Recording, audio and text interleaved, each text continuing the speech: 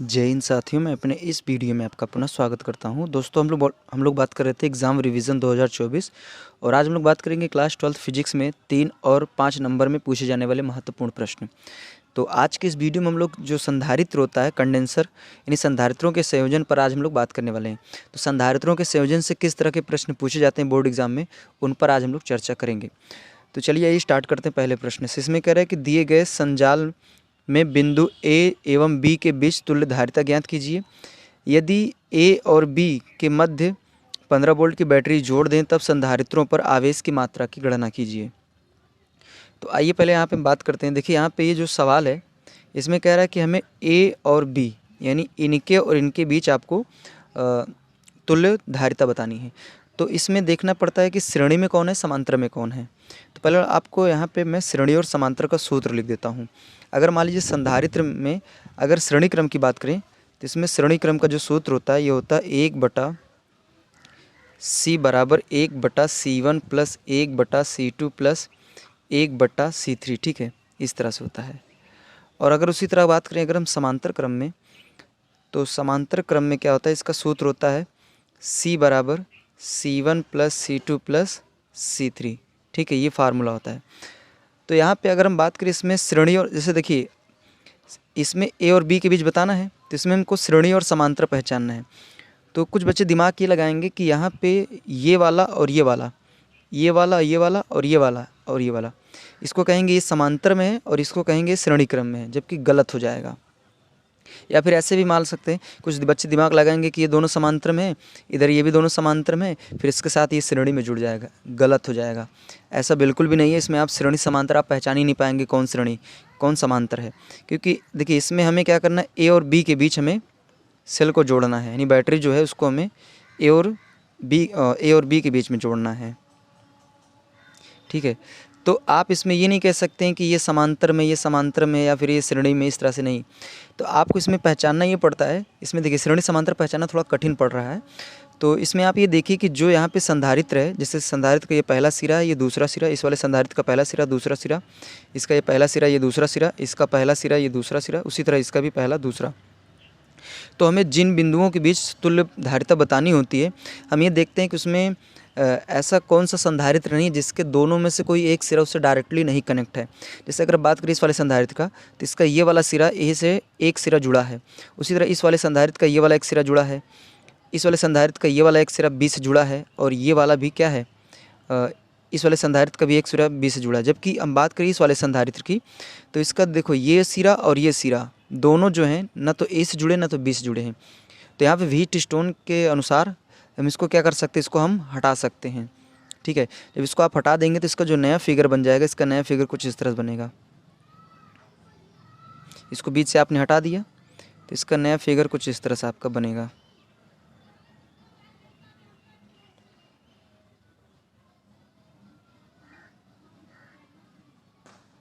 ठीक है, इस तरह से। तो ये आपका यहाँ पे हो जाएगा बी, यहाँ पे हो जाएगा ए। ठीक है, इधर हो जाएगा 4 माइक्रोफैरड, इधर हो जाएगा 4 माइक्रोफैरड, इधर हो जाएगा 4 माइक्रोफैरड, ये भी क्या हो जाएगा 4 माइक्रोफैरड। तो देखिए अब हमें क्या करना है, इनके बीच हमें बताना है तुल्य प्रतिरोध। तो आपके ये वाले जो प्रतिरोध हैं, ये दोनों प्रतिरोध नहीं, संधारित्र, ये दोनों संधारित्र आपके श्रेणी क्रम में है, और ये भी दोनों संधारित्र आपके क्या है, श्रेणी क्रम में। तो यहाँ पे लिखेंगे 4 ओम के संधारित्र क्या है, श्रेणी क्रम में। तो यहाँ पे श्रेणी क्रम का सूत्र लगाएंगे, यहाँ भी श्रेणी क्रम का सूत्र लगाएंगे। तो आपने पढ़ा होगा कि अगर संधारित्र में अगर दो संधारित्र समान मान के होते हैं, उनकी धारिताएं समान होती हैं और वो श्रेणी क्रम में होते हैं, तो उनका जो तुल्य धारिता होती है वो आधी हो जाती है। तो अगर इनका भी और इनका भी हम तुल्य धारिता निकालेंगे तो आधा आधा हो जाएगा। तो इसका जो नया फिगर बनेगा कुछ इस तरह से बनेगा। इसको आप श्रेणी क्रम में जोड़ेंगे तो इस तरह से बनेगा, और इसको भी आप इसमें जोड़ेंगे तो क्या होगा, इस तरह से बनेगा। ठीक है, तो इधर हो जाएगा ए, इधर हो जाएगा बी, और इधर आपका हो जाएगा ये 2 माइक्रोफैरड, और नीचे भी क्या हो जाएगा 2 माइक्रोफैरड। अब ये दोनों किस क्रम में आ गए, ये दोनों समांतर क्रम में आ गए। ठीक है, तब यहाँ पे समांतर क्रम का फार्मूला लगा लेंगे। तो समांतर क्रम में फार्मूले में क्या होंगे, डायरेक्टली जुड़ जाएंगे। तो यहाँ पे अगर बात करें ए और बी यानी सी ए बी का मतलब है ए और बी के बीच तुल्य धारिता, तो ये हो जाएगा सीधा सीधा 2 2 4 माइक्रोफैरड हो जाएगा। ठीक है, तो इसका ये तुल्य धारिता आ गया। अब इसमें से कह रहा है कि यदि इससे 15 वोल्ट की बैटरी से जोड़ दें तब इसमें आवेश की गणना करिए। तो फार्मूला हम जानते हैं, एक फार्मूला होता है Q बराबर CV। तो अगर हमें Q बताना है तो Q बराबर C का मान कितना है 4 और V का मान हमने 15 लिया है, 15 वोल्ट। तो 15 चौके 60 यानी Q बराबर आ जाएगा 60 कूलाम। तो ये इसका आंसर हो जाएगा। अब आइए हम लोग अगले प्रश्न की ओर चलते हैं। इसमें कह रहा है कि किसी चालक की वैद्युत धारिता से क्या अभिप्राय है। दिए गए चित्र में ए और बी के बीच तुल्य धारिता 2 माइक्रोफैरड है। तो कह रहा है संधारित्र सी की धारिता ज्ञात कीजिए। तो यहाँ पे पहले आपको ये बताना है कि किसी चालक में वैद्युत धारिता से क्या अभिप्राय है। वैद्युत धारिता का मतलब ये होता है कि कोई भी चालक पदार्थ अपने अंदर जितनी विद्युत आवेश को अपने अंदर ग्रहित कर यानी संग्रहित कर सकता है, उसे स्टोर कर सकता है, उसी को हम लोग वैद्युत धारिता कहते हैं। ठीक है। अब इसमें क्या कह रहा है कि ये एक संधारित्र दिया है जो जिसका मान C है और हमें इसी को बताना है। और इसका कह रहे हैं इनका पूरे का तुल्य प्रतिरोध कितना दे दिया, 2 माइक्रोफैरड दे दिया है। तो आइए इसको हल करते हैं। पहले यहाँ पे देखिए, यहाँ पे दोनों ये जो संधारित्र हैं दोनों समांतर क्रम में हैं। तो समांतर क्रम में डायरेक्टली क्या होगा, जुड़ेगा। तो समांतर क्रम में डायरेक्टली जुड़ जाएगा। तो यहाँ से 2 2 क्या हो जाएगा 4। तो इसका अगर हम नया फिगर बनाना चाहें तो इसका नया फिगर कुछ इस तरह से बनेगा।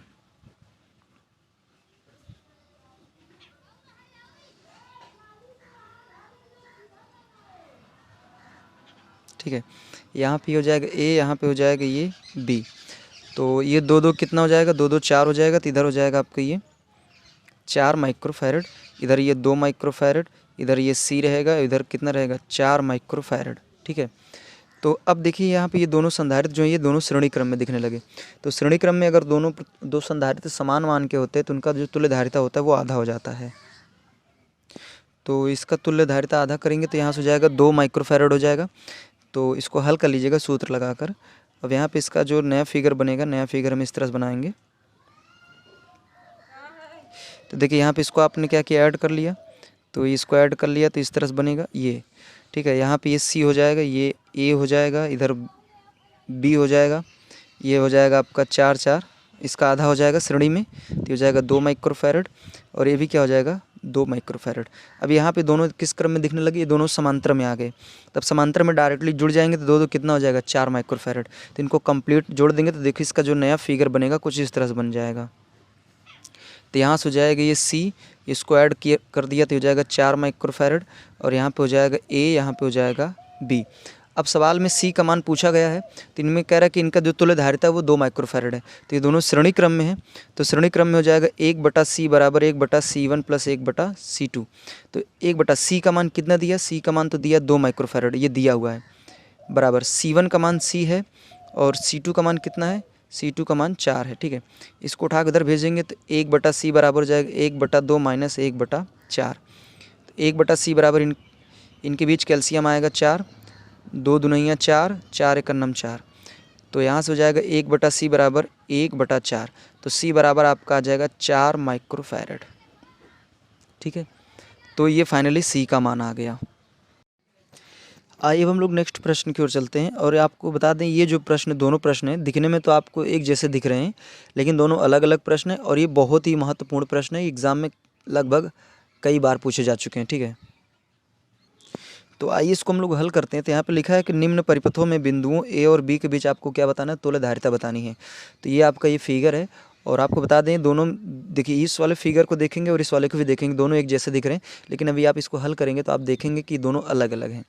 तो आइए इसको हम लोग करते हैं। पहले वाले इसको इस पर बात करेंगे। तो यहाँ पे देखिए, यहाँ पे अगर आप श्रेणी और समांतर की बात करेंगे, श्रेणी और समांतर पहचानने की, तो इसमें आप श्रेणी और समांतर आप पहचान ही नहीं पाएंगे। अगर आप ये सोच रहे हैं कि ये तीनों आप श्रेणी क्रम में देख पा रहे हैं तो ये बिल्कुल नहीं, गलत हो जाएगा। इनको आप समांतर में या फिर इनको आप समांतर में अगर आप समझ रहे हैं तो ये भी गलत है।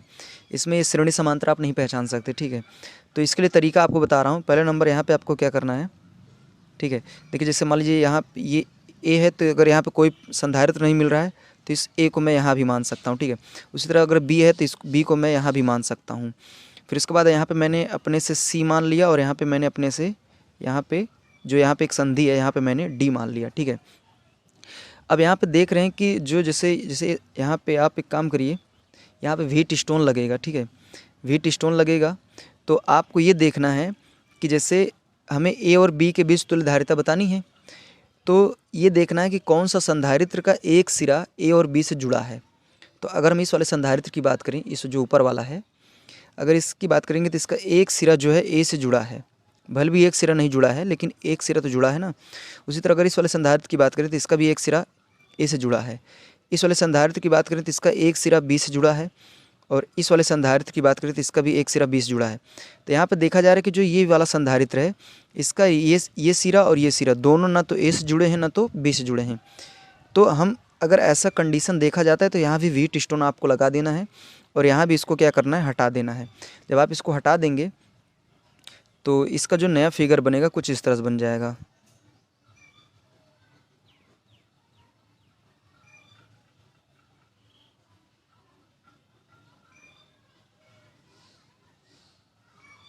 यहाँ पे कुछ इस तरह से बना देंगे, ठीक है।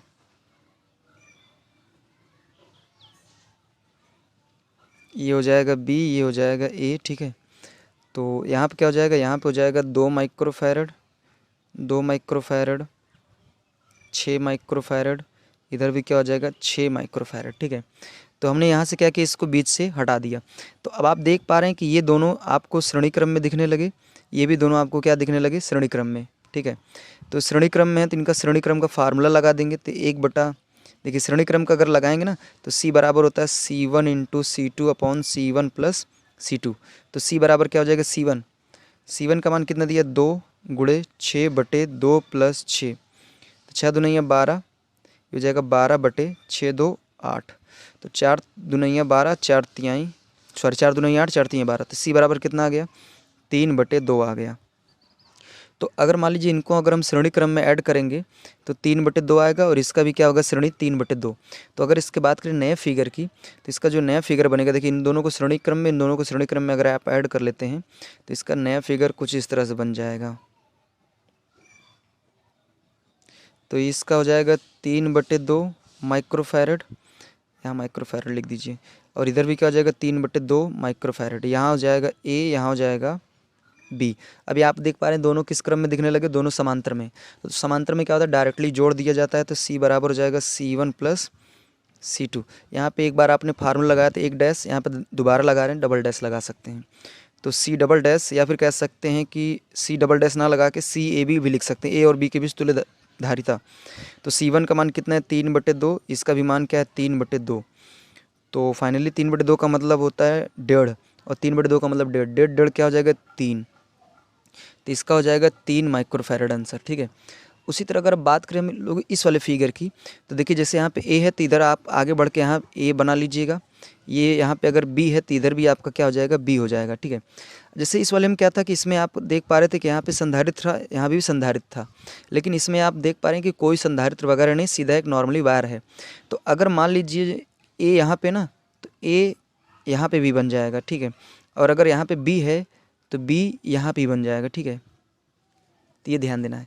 अगर मान लीजिए इसमें जैसे यहाँ पे संधारित्र लगा होता तब ऐसा नहीं कर सकते थे आप। अगर संधारित्र नहीं लगा, एकदम सीधा वायर आपको नॉर्मली दिख रहा है, तो ए को मैं यहाँ भी मान सकता हूँ, बी को जो मैं यहाँ भी मान सकता हूँ। तो आप देख पा रहे हैं कि यहाँ पे 3 संधारित्र हैं, और तीनों जो हैं वो ए और बी के बीच कनेक्ट हैं। इधर देखिए अगर इस वाले संधारित्र को देखेंगे तो ये भी ए और बी के बीच कनेक्ट है, ये वाला संधारित्र ये भी ए और बी के बीच कनेक्ट है, और ये वाला संधारित्र ये भी ए और बी के बीच क्या है, कनेक्ट है, ठीक है। तो यहाँ से क्या हो जाएगा, अगर इसको मैं यहाँ पे बना लूँ, हमें ए वी के बीच बताना भी है, तो इधर लिख लेंगे ए, इधर लिख लेंगे बी। अब यहाँ पे तीनों संधारित्र ए और बी के बीच कनेक्ट हैं, तो इसको हम ऐसे बना लेंगे, ठीक है।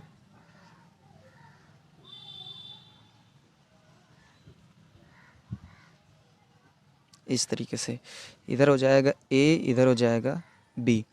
तब यहाँ से हो जाएगा 3 माइक्रोफैरड, ये हो जाएगा 4 माइक्रोफैरड, इधर हो जाएगा 5 माइक्रोफैरड, ठीक है। अब तीनों आप देख पा रहे हैं समांतर क्रम में, तो समांतर क्रम में डायरेक्ट जोड़ेंगे तो C बराबर हो जाएगा C1 plus C2 plus C3। तो C बराबर C1 का मान 3, इसका हो जाएगा 4, इसका हो जाएगा 5, तो C बराबर हो जाएगा 4 5 9 3 12 माइक्रोफैरड, इसका क्या होगा, आंसर आ जाएगा।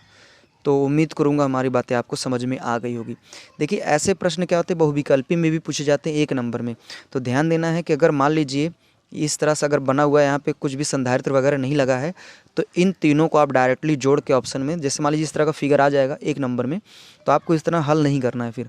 तो सीधा सीधा अगर आपने देखा कि इस तरह का दिख रहा है, तो तीनों को आपको क्या करना है, ऐड कर लेना है। जैसे तीनों को ऐड करने से 12 आ रहा है, तो ऑप्शन नंबर जो 12 माइक्रोफैरड होगा उस पर आप टिक करके आगे बढ़ जाएंगे। तो उम्मीद करूँगा आज मैंने बात किया 3 प्रश्नों पर जो संधारित्रों के संयोजन से संबंधित थे और ये बोर्ड एग्जाम के लिए बहुत ही महत्वपूर्ण थे। तो उम्मीद करूँगा ये तीनों प्रश्न आपको अच्छी तरीके से समझ में आए होंगे। अब हमें दीजिए इजाज़त, इसी तरह मिलेंगे अगली वीडियो में। तब तक के लिए जय हिंद, वंदे मातरम।